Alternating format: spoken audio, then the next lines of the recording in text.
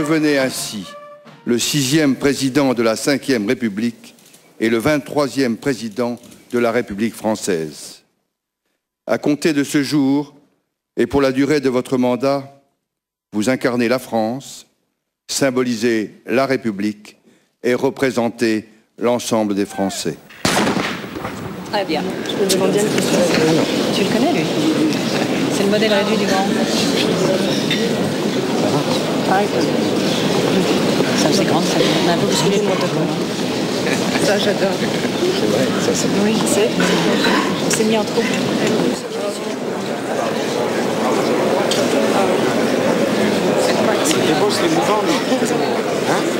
En ce jour où je prends officiellement mes fonctions de président de la République française, je pense à la France, ce vieux pays.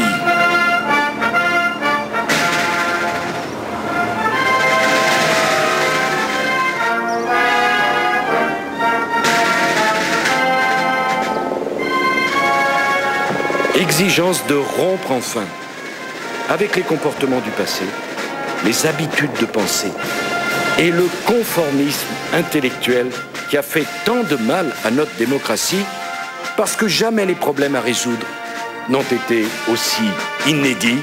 Il nous faut inventer de nouvelles solutions.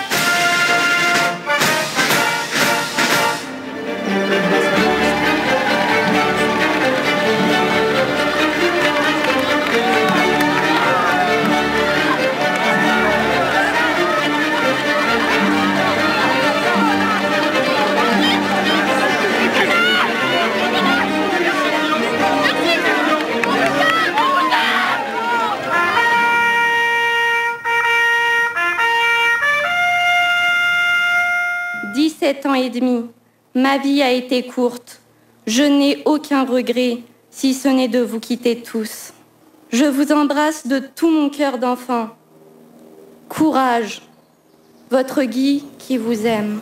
Je n'ai jamais pu lire ou écouter la lettre de Guy Môquet sans en être profondément bouleversé. Et je voudrais dire aux Français que ma première décision de président de la République sera de demander au futur ministre de l'Éducation nationale que cette lettre soit lue en début d'année à tous les lycéens de France. Parce qu'un jeune homme de 17 ans qui donne sa vie à la France, c'est un exemple non pas du passé mais pour l'avenir. Amis, entends-tu le vol noir des corbeaux sur nos plaines? Amis, entends-tu ces cris sourds du pays qu'on enchaîne? Pour les partisans, ouvriers, paysans, c'est l'alarme. Ce soir, l'ennemi connaîtra le cri du sang.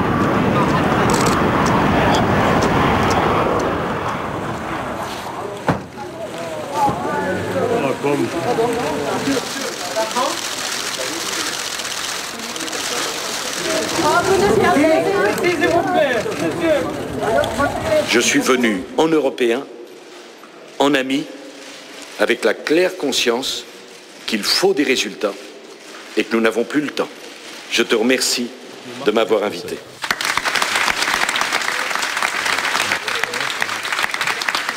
Les élections présidentielles ont amené nos concitoyens à choisir une politique nouvelle. C'est mon devoir, c'est mon mandat.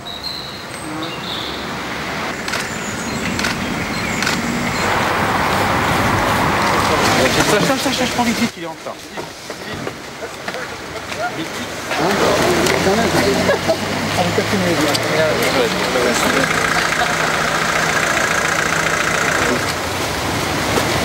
Vous avez donné la pêche aux Français. Ah ouais, des rames de jogging. Ils ont déposé Fillon, d'accord.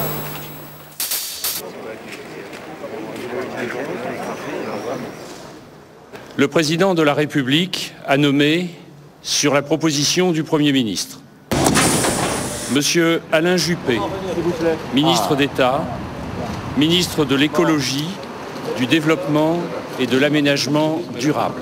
Ce moment est pour moi émouvant. Le président de la République nous a fixé un objectif rapproché, organisé au mois de septembre ou d'octobre prochain, ce qu'il a appelé le Grenelle de l'environnement.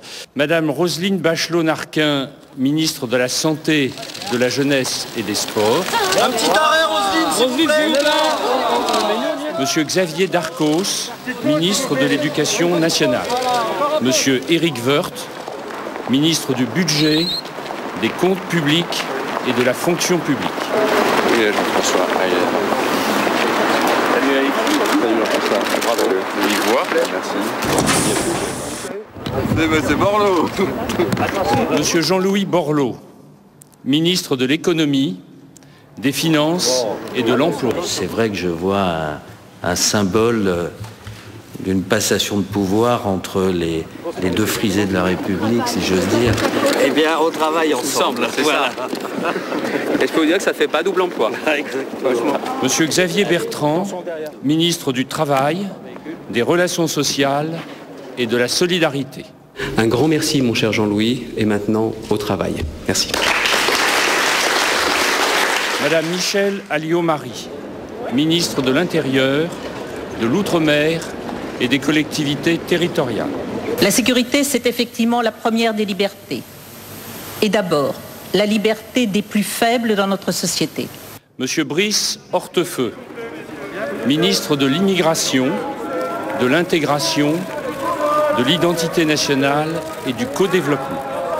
Madame Christine Lagarde, ministre de l'Agriculture et de la Pêche. Alors là, il y a un panneau qui a disparu.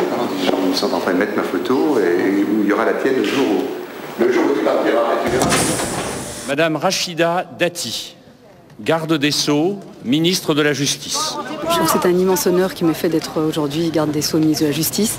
C'est un signe fort, c'est un symbole fort pour notre République, pour toute une partie de Français et tout un pan de la population. Je voudrais vous dire ma joie que ce soit vous qui soyez nommé, car c'est vrai que dans l'histoire de la France, vous êtes à vous seul une page. Madame Valérie Pécresse, ministre de l'Enseignement supérieur et de la Recherche. Madame Christine Boutin, ministre du Logement et de la Ville. Je prends cela comme étant un honneur rendu à toutes les femmes de France. Madame Christine Albanel, ministre de la Culture et de la Communication, porte-parole du gouvernement. J'ai toujours lutté pour la culture, comme conseiller culturel dans différents lieux, à l'Élysée en particulier. Et puis maintenant comme président de Versailles, et peut-être que tout cela lui a semblé intéressant. Monsieur Hervé Morin, ministre de la Défense. Si vous croyez que ce matin, je vais commencer à vous dire ce qu'on doit faire, je n'oublie pas non plus que le ministre de la Défense est sous l'autorité directe d'un homme qu'on appelle le chef des armées, qui est le président de la République. Monsieur Bernard Kouchner, ministre des Affaires étrangères et européennes. C'est un peu particulier. Ça n'est pas après la victoire électorale de la gauche que je viens reprendre ce qui ne m'était pas dû.